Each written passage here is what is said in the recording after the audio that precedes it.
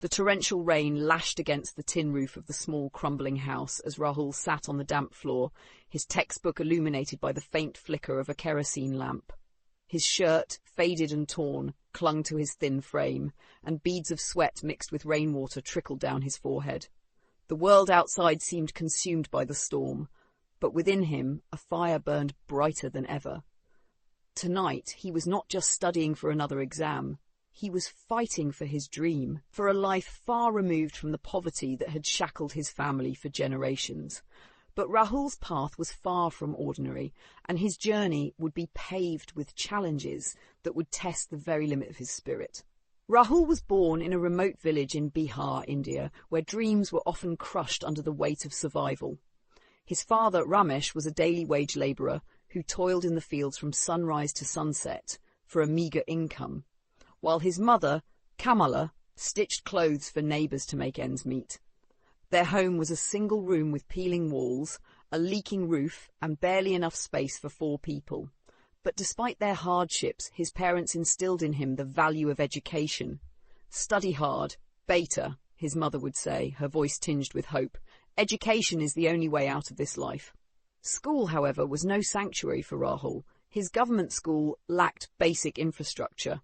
Classrooms were overcrowded, teachers often absent, and textbooks outdated. Yet he was an eager learner. Every day he walked 5 kilometres barefoot to school, dodging sharp stones and thorny bushes. With no electricity at home, he relied on the dim glow of a kerosene lamp to study late into the night.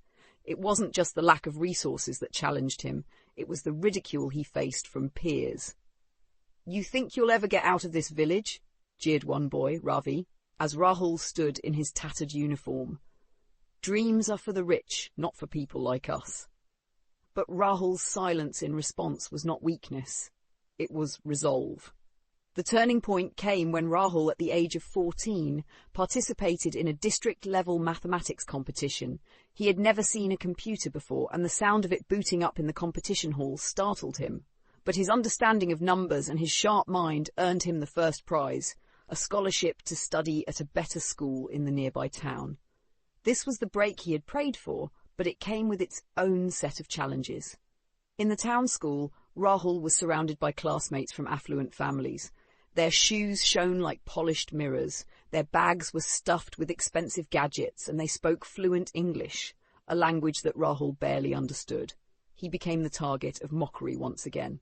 "Look at him!" He doesn't even know how to pronounce schedule," laughed a boy named Aryan, and the others joined in. Rahul spent countless nights crying into his pillow, but giving up was never an option. He borrowed books from the school library to teach himself English, staying up late to memorize words and phrases. He practiced speaking in front of the cracked mirror at home, even when his accent made him stumble. Over time, he grew more confident. The next time Aryan mocked him, Rahul responded in flawless English, leaving his bullies stunned. By the time Rahul reached his final year of school, his academic performance was unmatched. He aced his exams, topping the district. The local newspaper published an article about the boy who defied the odds, and his village celebrated him as a hero. Yet his greatest battle was still ahead, gaining admission to an engineering college. The fees for the entrance exam itself were beyond his family's means, let alone the cost of tuition. Rahul was crushed when he saw his father quietly selling their only goat to pay for the exam. "This is all we can do for you, beta," his father said, his voice heavy with emotion.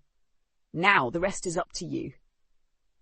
Rahul poured every ounce of energy into preparing for the exam. He borrowed second-hand books, studied under the streetlights when their kerosene ran out, and walked miles to attend free coaching classes offered by a charitable trust. The night before the results were announced, he barely slept, his hands trembling as he checked the website on a neighbour's smartphone. He had secured a rank high enough to gain admission to one of India's prestigious IITs, Indian Institutes of Technology. The years at IIT were transformative. Rahul, now surrounded by some of the brightest minds in the country, felt a mix of awe and intimidation, but his determination never wavered. He took up part-time jobs on campus to support himself, often skipping meals to save money. His peers, though initially sceptical of the village boy, grew to respect him for his tenacity and brilliance. In his final year, Rahul developed a project that aimed to bring affordable solar-powered lamps to rural areas. No child should have to choose between studying and living in darkness, he told his professors during his presentation. The project caught the attention of investors and eventually won a National Innovation Award. Today, Rahul stands as the CEO of a successful startup that manufactures and distributes low-cost solar energy solutions across rural India. His company employs hundreds of workers, many of whom come from impoverished backgrounds like his own. But despite his success, Rahul has never forgotten his roots. He returns to his village every year, where he funds the education of underprivileged children and has built a library in his old school. As he walks through the village, the children run after him shouting, "Rahul Bhaiya! Rahul Bhaiya!" And when he looks at their eager faces, he sees his younger self in them, a boy with big dreams and a fire that no storm could extinguish.